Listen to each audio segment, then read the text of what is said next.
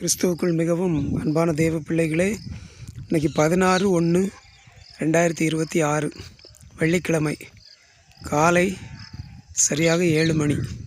அன்பானவர்களே, நான் அப்படி பெருமாள் குளத்துக்கு போயிட்டு வரேன். சரிங்களா? பவர் பேங்க் சார்ஜ் போட்டு வரேன். அப்படியே வரும்போது பாருங்கள், இப்போ இந்த இடத்துலேருந்து பார்க்கும்போது கிரைஸ்ட் ஹவுஸ், நான் குடியிருக்கிற அந்த வீடு தெரியுது. சரிங்களா அன்பானவர்களே?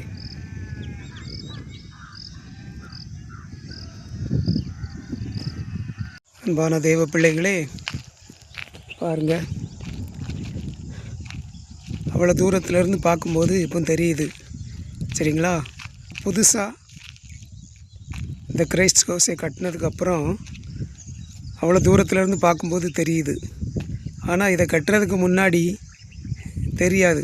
பக்கத்தில் இதுக்கு முன்னாடி வந்தால் தான் தெரியும் பழைய கூடாரம். அன்பானவர்களே, கர்த்தரும் இரட்சகரும் வரப்போகிறதான ராஜாதி ராஜாவும் நியாயாதிபதியுமாக இருக்கிற ஆண்டவர் இயேசு கிறிஸ்துவின் ஈடு இணையற்ற பரிசுத்தமுள்ள மேலான நாமத்திற்கே என்றென்றைக்கும் உள்ள சதா காலங்களிலும் மகிமை உண்டாவதாக. ஆமென். கிறிஸ்துவுக்குள் மிகவும் அன்பான சகோதர சகோதரிகளே, தெய்வ பிள்ளைகளே, பரிசுத்தவான்களே, உங்கள் அனைவருக்கும் விலையேறப்பெற்ற ஆண்டவர் இயேசு கிறிஸ்துவின் ஈடு இணையற்ற பரிசுத்தமுள்ள மேலான நாமத்தினாலே அன்பான வாழ்த்துக்களை இந்த kingdom of Christ in earth mission trust என்கிற உலகளாவிய ஒரே சிறுபான்மை கிறிஸ்தவ மத ஸ்தாபனத்தின் சார்பாக, கிறிஸ்துவின் அரசாங்கத்தின் சார்பாக, மெய்யான கிறிஸ்தவ தேசத்தின் சார்பாக அன்போடு கூட தெரிவித்துக் கொள்கிறேன். கர்த்தர் தாமே உங்கள் ஒவ்வொருவரையும் ஆசீர்வதிப்பாராக. ஆமென். அன்பான தெய்வ பிள்ளைகளே, இன்றைக்கு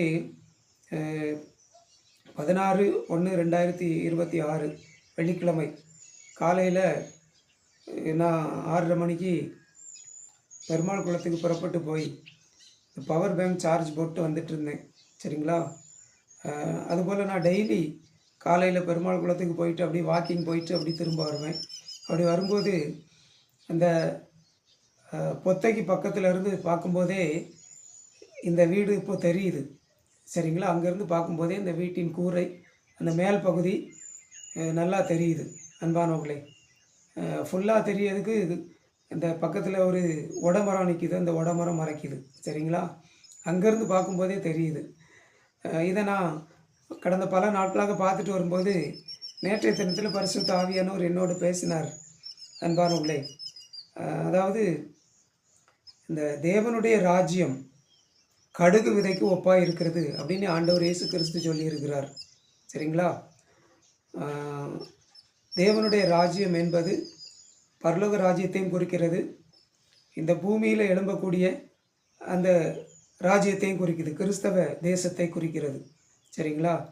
தேவனுடைய ராஜ்யம் என்பது இந்த பூமியில் எழும்பக்கூடியது கிறிஸ்துவின் ராஜ்யம். சரிங்களா? பரலோக ராஜ்யம் அதுவும் தேவனுடைய ராஜ்யம்தான், ஆனால் அது பிதாவினுடைய ராஜ்யம்.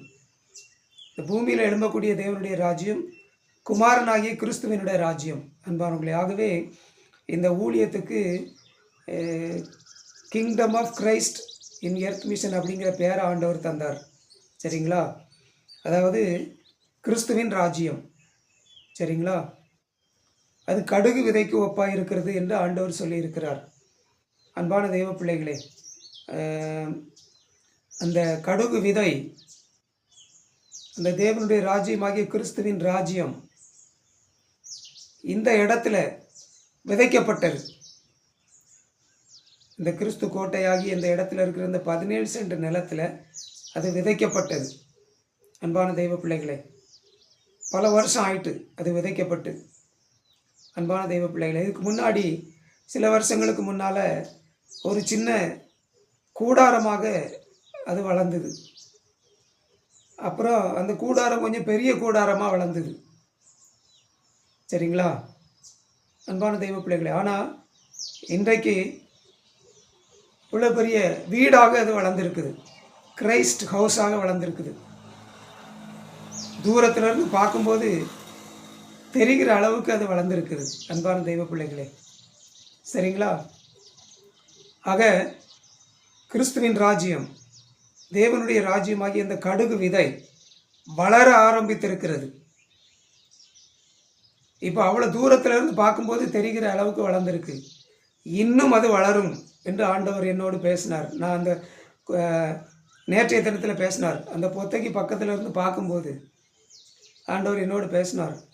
இந்த கிறிஸ்துவின் ராஜ்யம், இந்த தேவனுடைய ராஜ்யமாகிய கடுகு விதை இன்னும் வளரும் என்று என்னோடு பேசினார். அன்பானவர்களே, சரிங்களா?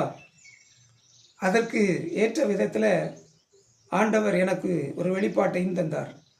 என்ன அப்படின்னு சொன்னால், இதுக்கு முன்னாடி நான் என்ன நினச்சிருந்தேன் அப்படின்னா, என்னுடைய மனதில் என்ன நினச்சிருந்தேன் அப்படின்னு சொன்னால், இந்த கூடாரத்துக்கு பக்கத்தில் இடது பக்கத்தில் இதுபோல் 10க்கு 20 என்கிற அளவில் இன்னொரு ரூமை கட்டி, அப்புறம்